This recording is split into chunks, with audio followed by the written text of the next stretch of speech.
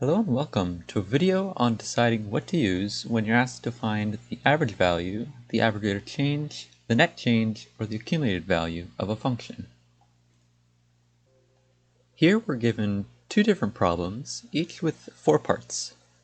This first problem asks, the rate at which the world's oil supply is being consumed is continually increasing, given by this function in millions of barrels per year, where t equals 0 is the start of year 2000.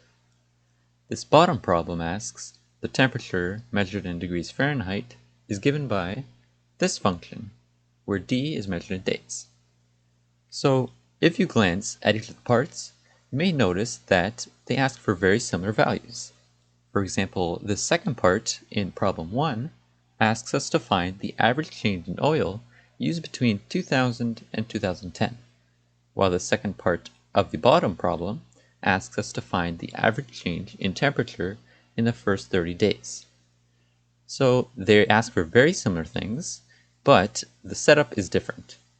This bottom function, if you may notice, since we're given the temperature right away, measured in degrees Fahrenheit, here we're given the value, the f of x itself, not the rate of change.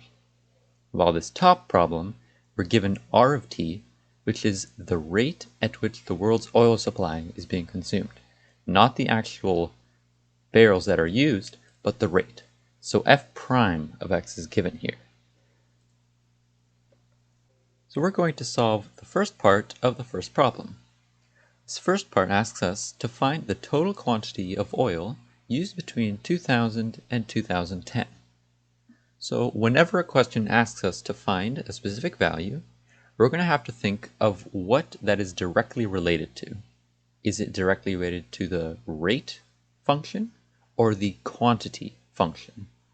Here, since it asks for total quantity, we're going to have to find the function that directly represents the number of barrels used.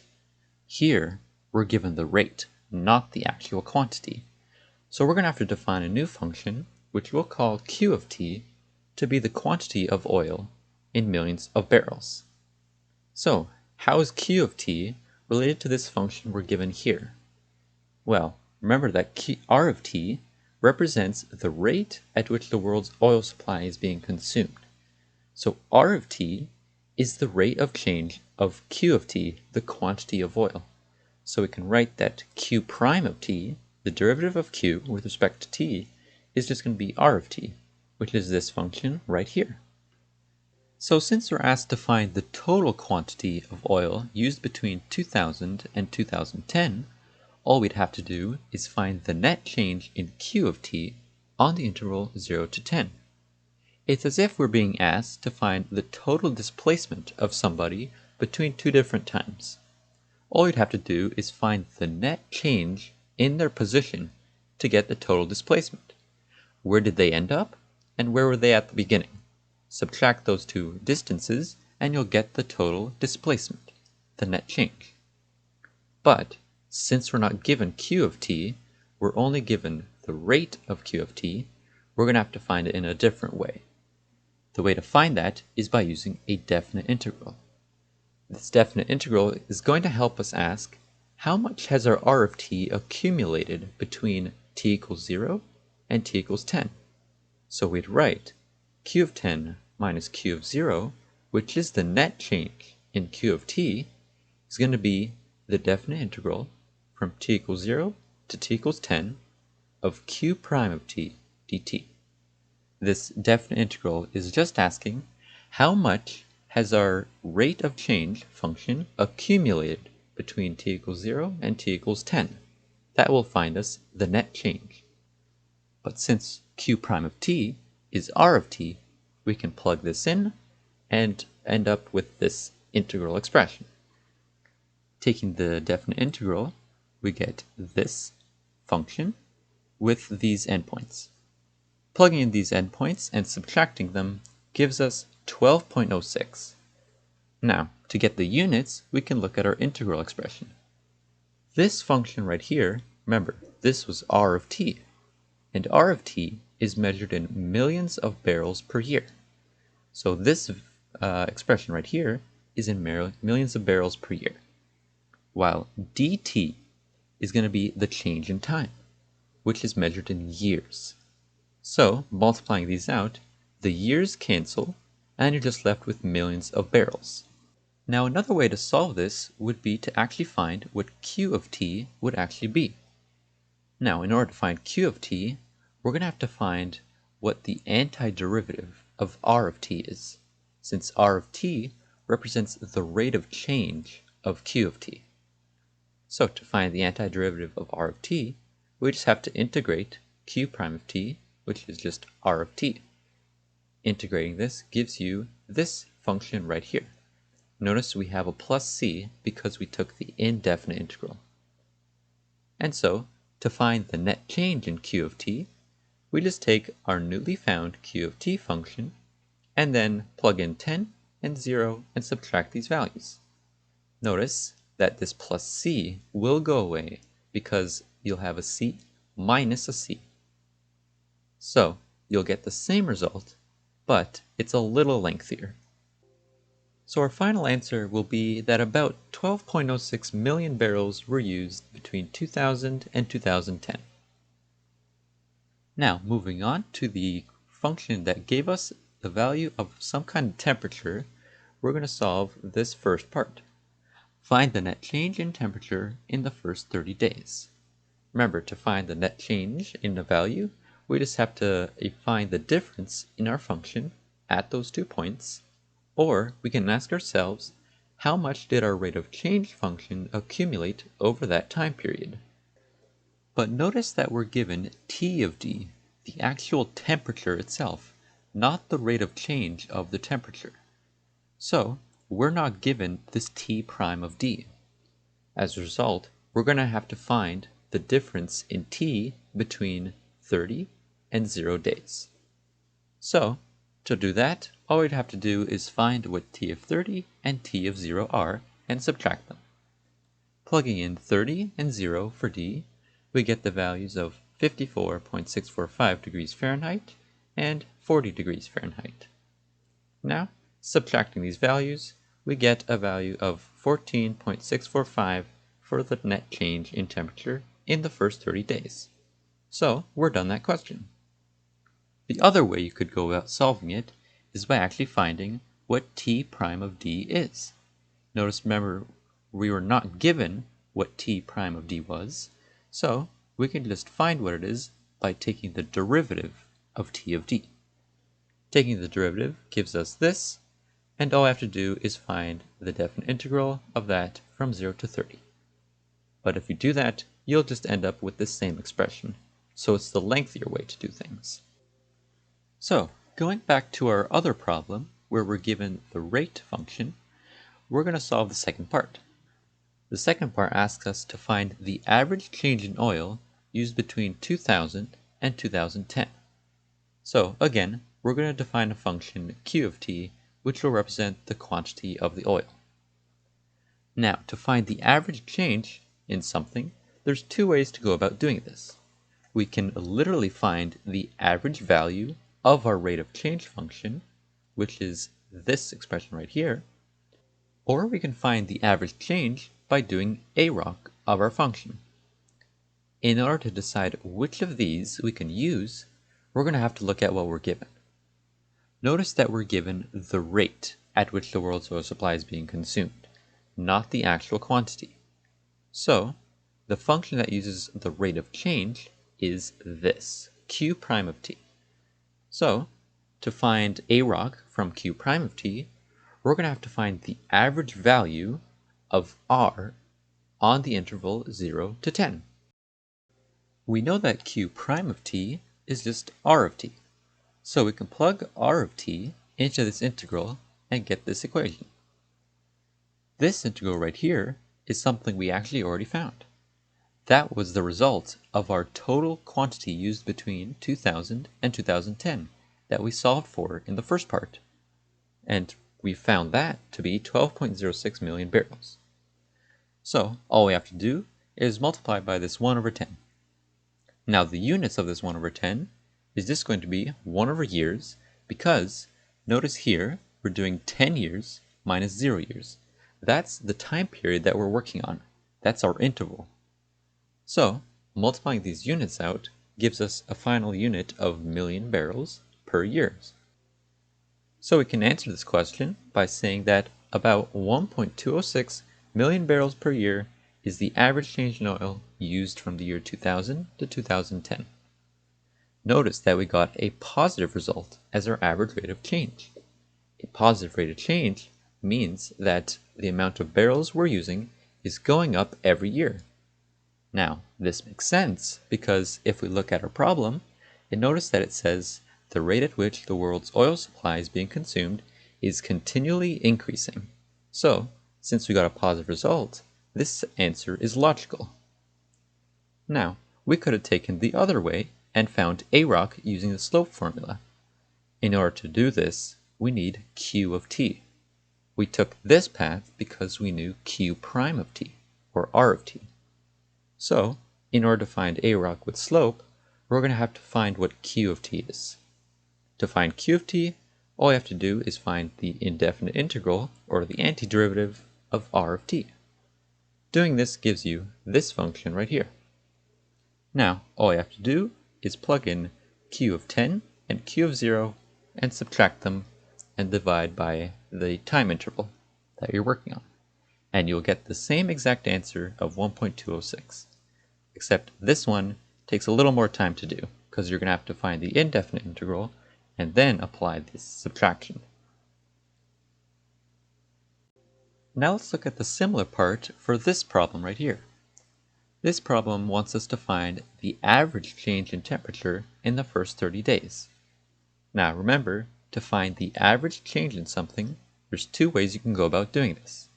The first way is to literally find the average of your rate of change, which is this equation right here, or you can do AROC again using slope. Now which one should we pick to solve this problem? So notice for this equation of AROC, we're going to need T prime of D. But if we look at our question, it says the temperature measured in degrees Fahrenheit is given by T of D is equal to this. So we're not given the rate of change of the temperature, we're actually given the temperature itself. So we can't use this equation without knowing T prime. So we're going to have to use the AROC with slope to solve this. Because here, all it requires is T of 30 and T of 0. And we can find these by just plugging in D equals 30 and D equals 0.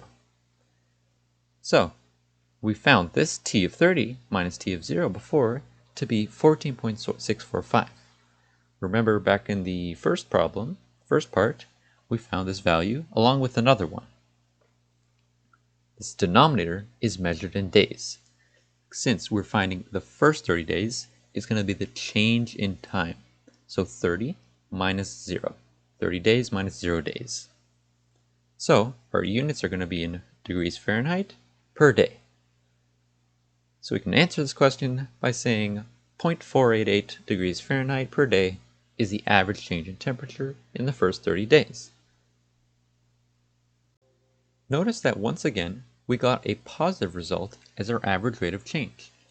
This means that our temperature is, on average, increasing by this many degrees Fahrenheit each day. Now the other way you could have solved this problem is by literally finding the average value of your rate of change function. But since we're not given a rate of change function, we're going to have to find that ourselves. To find it, we just have to take the derivative of T of D. Taking the derivative will give us this function, which we can just sub back into this equation and find our average rate of change. This will give you the exact same answer, except there's a lot more steps involved with this one. So now let's look at the third part of this first problem. It reads, if the quantity used in 2000 was 77 million barrels, what was the total quantity of oil used in 2010? Now, in order to solve this, we're going to have to find what the final value is of our Q of t function at t is equal to 10. In order to do this, we're going to have to take the value we're given at the very start, t equals 0, and then add the net change in oil. It's like we're being asked to find the final position of somebody who's walking, given their initial position and the rate at which they walk, their speed. To find their final position, all you'd have to do is take the position they started at and then add the accumulation of their speed, so the net change in their position, and then you'd get the final position. Writing this out, it'd be Q of 0 in this case, which is the initial amount of oil in the year 2000, plus the net change in oil from t equals 0 to t equals 10. That would give us our final amount of barrels. It's helpful to read this as initial amount of barrels plus the amount of barrels our rate of change has accumulated over this time interval will give us the final amount of barrels. We actually know what this value is because we computed it before. This was our net change, which we found to be 12.06 million barrels. While this Q of 0, we're told in this question. We're told the quantity used in 2000, which represents t equals 0, was 77 million barrels. So we're going to write 77 in place of this Q of 0. Note that it's measured in millions of barrels, so we only have to write 77. Now we can just add these two values together, and we get that the Q of 10 is 89.06. So about this many barrels were used in 2010. Now there's actually a second way we could have solved this problem. This second way involves finding what the function Q of t actually is, and then plugging in t is equal to 10 to get the final answer. Now in order to find Q of t, we just have to find the antiderivative of r of t, which in this case we wrote as q prime of t. Plugging this in and finding the antiderivative gives you this function right here. This plus c indicates that we have a general solution to a differential equation, because c represents some arbitrary constant that could have been part of q of t but got differentiated out in order to get r of t, the derivative of q of t, because the derivative of any constant is just 0. So, in order to find this plus c, we're going to have to plug in some point. At what point should we plug in? Well, notice we're told that the quantity used in 2000 was 77 million barrels. So we can plug in the point 0.77 into this function and solve for c. Now that we have c, we have the particular solution to this differential equation, because this is now a specific constant, not some arbitrary one. So now that we have q of t, we can just plug in t equals 10 to get the same exact answer we found in this method. Now let's look at the third part of the other problem. The third part asks us, if the initial temperature is 40 degrees Fahrenheit, what is the temperature in 30 days? Well, since the function we're given already tells us the temperature after d days, this initial condition is kind of redundant. We just have to plug in any day we want without having to worrying about what the initial temperature was. So we can cross this out. Also notice how this plus 40 is already incorporated into the equation. So, all we have to do to find the temperature in 30 days is just plug in d equals 30 into our t of d function.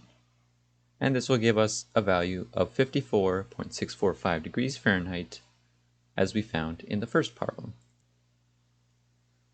Now let's take a look at the last part of this first problem. It asks us to find the average quantity of oil used between 2000 and 2010. Now, in order to find the average quantity of oil, we're going to have to find the Q of t function and then find the average of that. Since we're given the rate, we can't just apply the average to this. We're going to have to find the amount of oil and then apply the average value to that. So the Q average is going to be the average value of our Q of t function on the interval 0 to 10. Now, we found earlier that Q of t was this function right here. So we can plug this in and then evaluate the definite integral to get this antiderivative with these endpoints. Plugging this in will give you a value of 83.02 million barrels used on average between 2000 and 2010. Now I can try out the last part of the last problem, which asks us to find the average temperature in the first 30 days. Now to find the average temperature, we have to find the average value of our temperature function, which in this case we're actually given. So we don't need to worry about finding the antiderivative of a rate function and then finding the average value of that. We can just find the average value right away. So finding the average value from day 0 to day 30, since it's the first 30 days, we can get this antiderivative with these endpoints, which, when you plug it in and subtract, gives you a final answer of 47.486 degrees Fahrenheit on average for the first 30 days.